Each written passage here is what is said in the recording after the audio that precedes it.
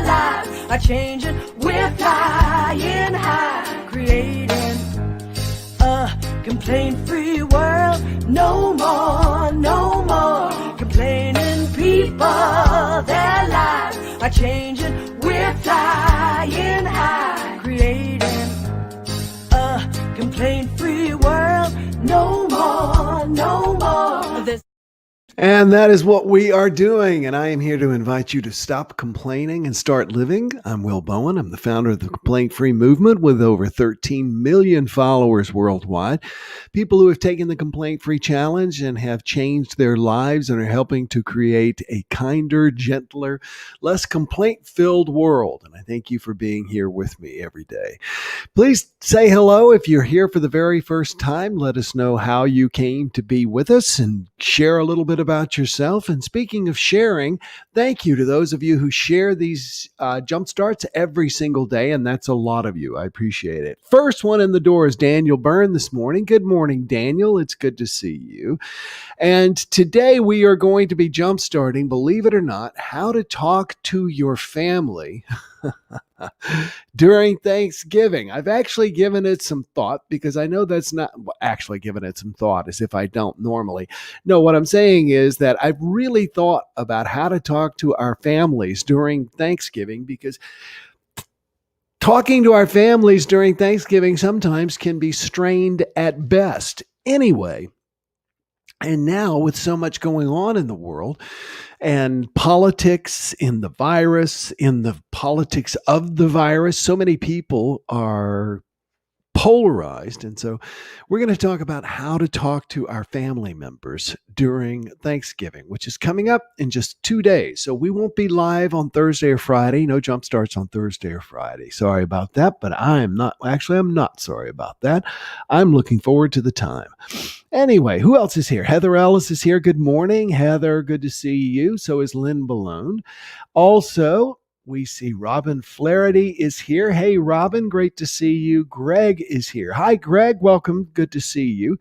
Ashley says good morning, and there is Ed Wilmot saying good morning. So is Joan Router. I always do that, is here as well. I know I'm looking off to the side, whereas I know what I can do. I always forget that I have this option with this new system. I can turn on the comments, and I can see. Michelle Doherty is here. And who else is here? Good morning. Well, thank you all for being here. Very excited to be with you this morning. And I know I'm kind of going, it's because this is all so new. It's exciting what all I've got here at my fingertips to share with you. And still, it's a little bit of a challenge. So like I said, we're going to talk about how to talk to your family during the holidays. Now, the funny thing is my producer Miroslav created this image.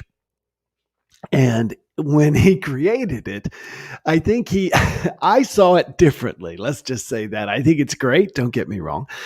But the way I saw it is that I'm the young person and the old people, and I would be talking to old people. But he chose to do it, which I think would be normal considering I'm 61 or 60, although I never think of myself as old, and you never should either.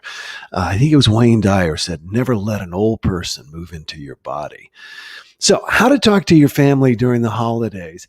Not long ago, I got a post from a friend from high school in my Facebook news feed, and it was cruel. I'll just say it was cruel, it was unkind, and it was political. It was all of those things. And it was not something that I wanted into my consciousness. Now, because it was political, I shared something. I actually said something, and I said, my mom always taught me to practice. I was trying to remember exactly. My mom always told me, like Steve Martin, my grandfather always said, always, no, wait, it was never. My mom taught me to always practice polite conversation. Polite conversation means you never discuss three things. And actually, I've heard it amended to 4. You don't talk about sex, you don't talk about religion, and you don't talk about politics. Now, I would add on to that, you also don't talk about money. But I have appreciated those people in my news feed, my friends who have avoided talking politics. So I'm going to tell you to practice polite conversation. Imagine that this is not your uncle or your aunt or your cousin or your sister that you're going to be talking with. And by the way, I encourage you to watch yesterday's Jumpstart because I talked about how to stay safe and still stay connected during the holidays.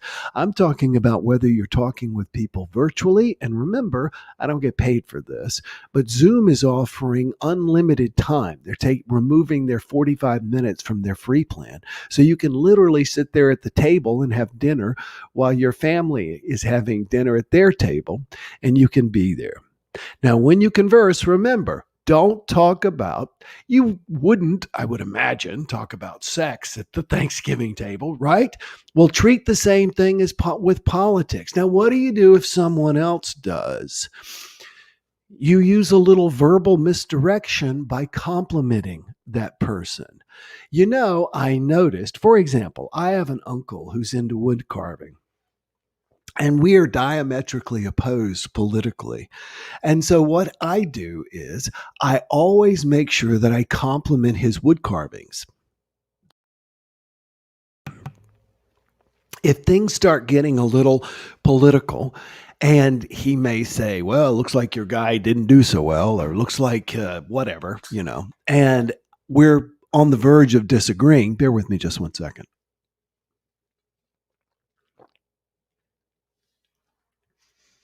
I will compliment one of his wood carvings. So if everybody's got something they want you to compliment them on, everybody does. And that is one of the greatest ways to use a little verbal jujitsu and get the person to go off in another direction. You want to do it genuinely, and you want to do it with a smile on your face. Somebody says something, well, the election's not over, and you believe that, Biden is going to be our next president. You might say, I noticed as I was coming in that you all got new cushions for the couch. Is that true? Give that a try, because it lets people know that you want to let people know that there are areas you just really don't want to go to. And sex, politics, and religion and money are very good things to avoid. So my first suggestions are of practice polite conversation. If you run into issues with someone wanting to try and take you down the road that you don't want to go, then number one, don't go there. And number two, use a little misdirection by complimenting the person. And here's the last thing I want to suggest. And this comes all down to the complaint free world message, the stop complaining, start living. If you've read my book, A Complaint Free World, and it's sold more than 4 million copies in 35 languages, if you've read it, you know that it's not just about not complaining. It's about not complaining, criticizing, or gossiping. Gossip is to speak negatively about someone who's not present. So here's the third thing I want to encourage you to do. Speak only nicely to the people who are present, and speak nicely, only nicely about anyone who is absent. Now, why do I bring that up? Because I can tell you in my negative family, I was thinking about it just this morning, and in all the negativity and things like that, and all of the criticism, if someone were not present, let's say we were having Thanksgiving and my brother had to work, couldn't get off work, but we still had Thanksgiving, which we would have never done, but hypothetically. Anyway, if he were not there, he would be the topic of conversation. Don't engage in that. That is just going down into negativity. And the thing is, it sends out a subtle message to everyone else at the table that if they're not present for something, Thanksgiving, a family function, something like that, then they are going to be the subject of the negative conversation. It builds an unsafeness. We talk a lot about insecurity. Insecurity just means being unsafe, and you can create that by not engaging. In fact, again, we want to use a little verbal jujitsu here as well. compliment the person who's missing. So, for example, I'm making all of this up. My poor brother couldn't defend himself because he's passed on, but my brother's late. So my mom says, well, he is so bad at managing his money. Have you noticed, he's having trouble at work, but he just bought a new car. And none of this is true, but that's a typical example of the criticism that would happen. Instead, you might say, or I might say, I really like the car. And when I talked to him, he was telling me how things were really improving. So I'm kind of proud of him. So make sure that you compliment the suggestions that I'm making here. Do you get this? Avoid hot topics and compliment people, whether they're present or absent. It will make them feel better and it will make you feel better. I once said that I knew a woman, shared with you, and I still know her. There's a woman I know who is she is the most popular person I know. Her biggest challenge is everybody wants some of her time. They want just to hang out with her, have breakfast with her, have coffee with her, go to the movies or, whatever. Everyone loves this woman. And I noticed that she does one thing every single time she sees somebody for the first time that day. Compliments them. I like your shoes. I like your eyes. You look well rested. Have I told you what a nice smile you have? Etc., etc., etc., etc. And let me give you one little bonus hack for giving compliments, okay? You want to make a compliment that's this big, be this big? You want to couch it in something that I use when I give my speeches to corporations on not complaining. Here's what I mean. You want to say, you may not be aware of this, but. You may not be aware of this, but. And you can change that around. In fact, I suggest you do that. You should change it around. But it makes a person feel magnificently complimented. Here's what I mean. Aunt Betsy, who has also passed on. Aunt Betsy, you may not be aware of this, but your biscuits are the best I have ever had. Now, that is so much stronger of a compliment than, Aunt Betsy, your biscuits are the best I've ever had. It makes it sound almost conspiratorial, like everybody knows how great that person is except them. Aunt Betsy, you probably don't know this, but everybody talks about how great your biscuits are. So try and say something like, you're probably not aware of this, but you may never have realized, or I'll bet you didn't know, something like that. Let them, like you're letting them in on a secret and then compliment them. I've tried it since I've learned it, by the way, and I know that the people I've tried it on are watching. And I've also seen how much bigger of a deal it is. So it's not like you have to constantly compliment someone. What you have to do is make it seem like it's a really big deal. So if you're struggling and you're concerned about what it's going to be like to talk with your family, whether virtually or live over the holidays, let me remind you again. Polite conversation. Don't engage in conversations. Don't engage. They're going to go on around you. You eat, you smile, you ignore it. Not your place to break it up. Not your zoo, not your monkeys. Okay? You let it happen. If it gets directed at you, you redirect it with a compliment.